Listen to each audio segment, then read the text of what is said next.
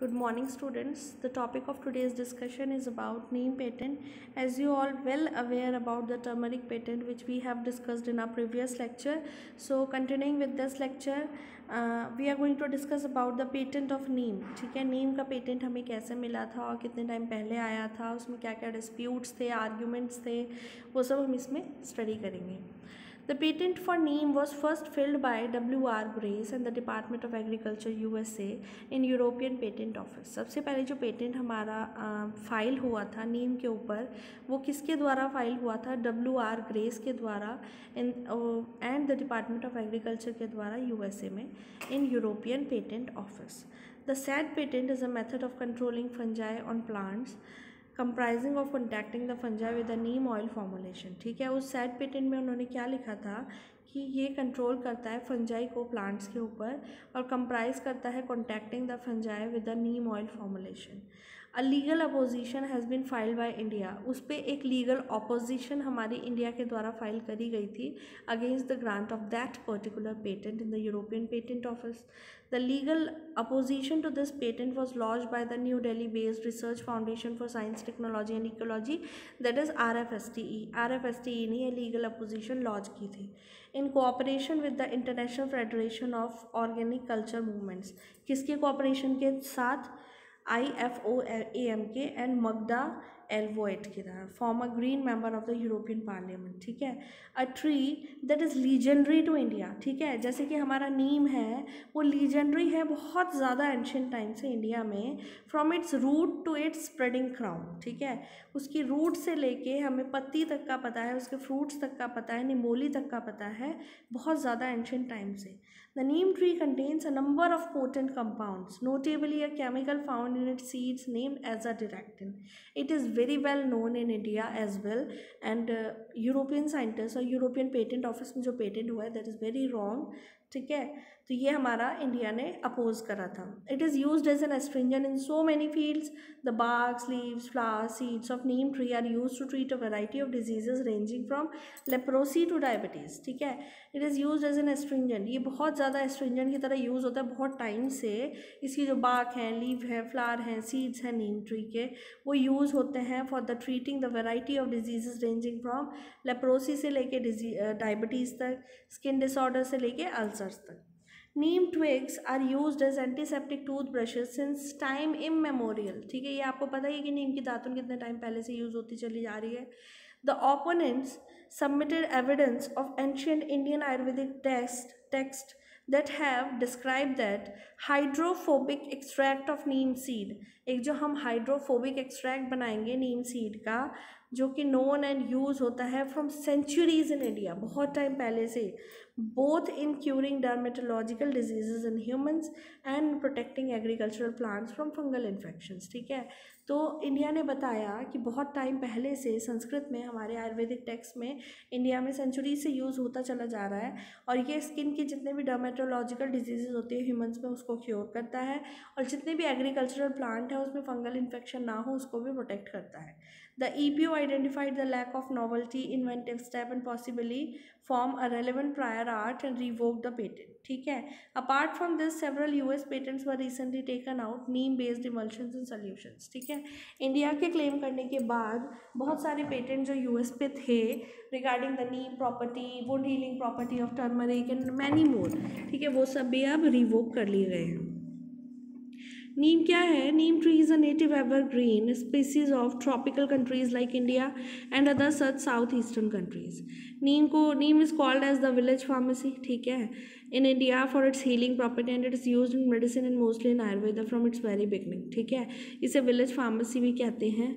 ठीक है, इंडिया में हीलिंग प्रॉपर्टी की तरह ये यूज होता रहा है एज मेडिसिन मोस्टली आयुर्वेदा में from its very beginning. It can be said to be in use of a period of more than 4000 years ago. Means India में 4000 साल पहले से हमारा नीम यूज होता आ रहा है. The neem is called as Arishta which is a Sanskrit word which means imperishable or complete.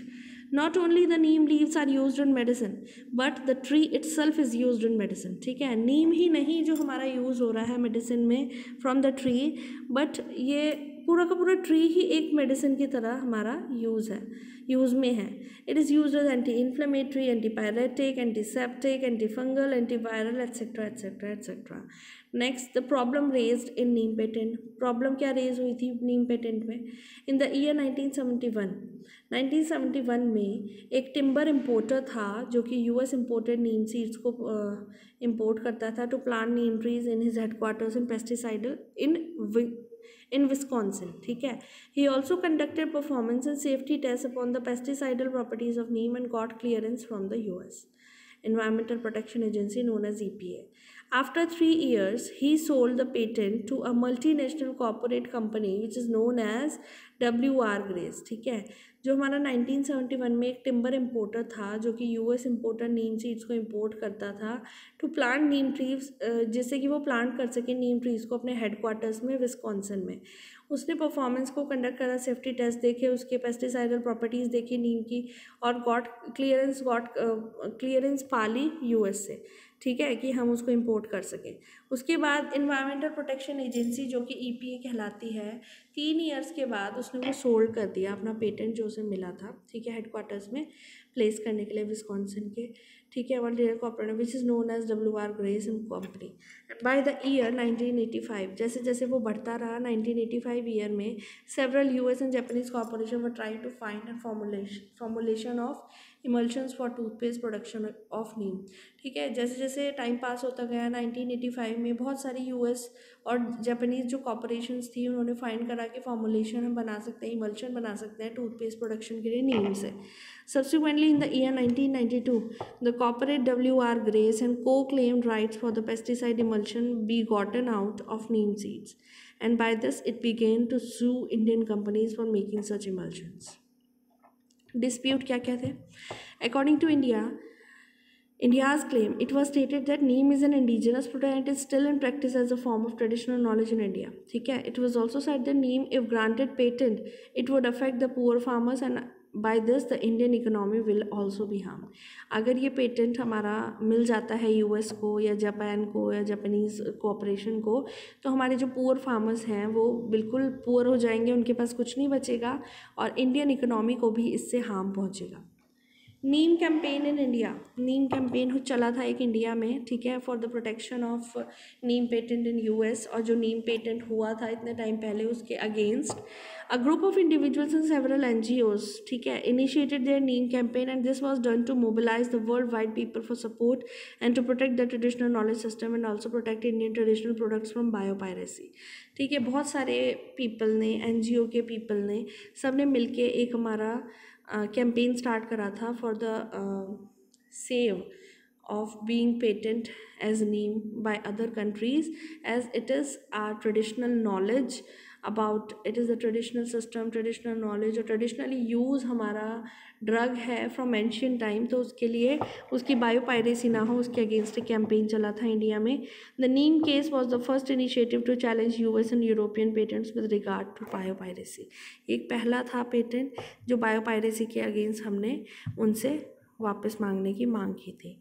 अब इस पे जजमेंट क्या आया था? ऑन जुलाई 1997 पे जजमेंट आया. European patent office accepted the arguments of Indian scientist. Thus this resulted in rejection of patent granted by the US patent office to WR Grace and Company.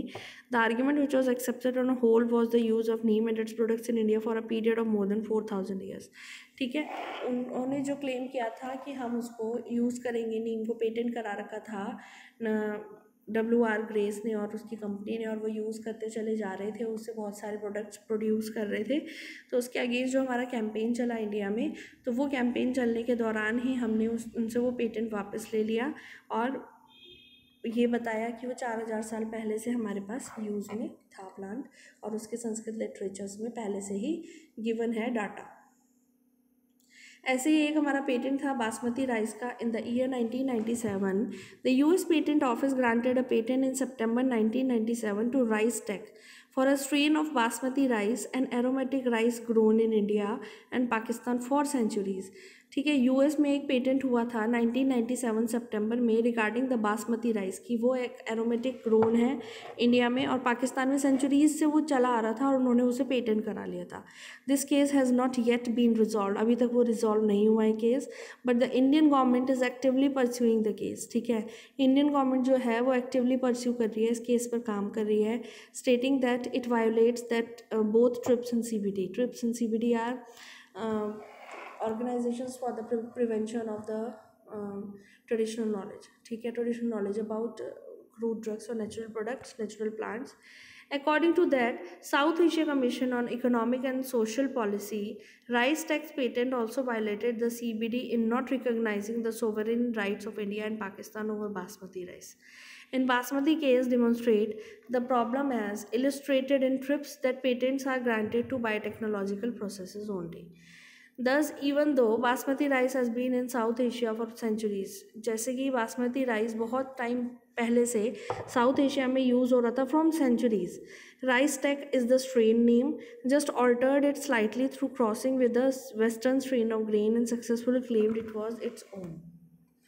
So basmati rice पे अब तक भी हमारी issues चल रहे हैं। The traditional knowledge is something that should be protected as a valuable asset as it is the basic form of indigenous and local communities livelihood.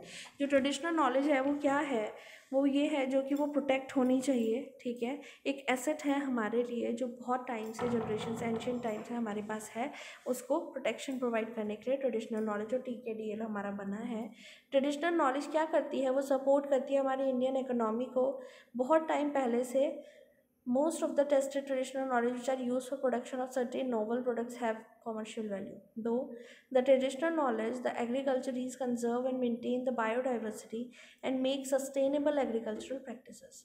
The documentation of traditional knowledge prevents the chances of biopiracy.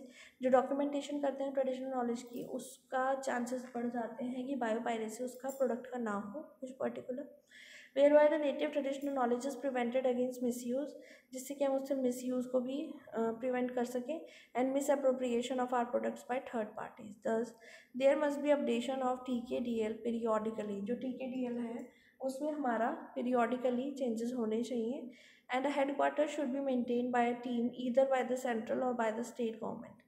The traditional knowledge of all indigenous products and ideas out of these products should also be feed in the TKDL. India as a developing country, while concentrating in development, should also concentrate in protecting the inborn knowledge of country as well. Thank you. If you still have any doubt regarding this topic, you can ask in Google Classroom and in the comment section below. Thank you.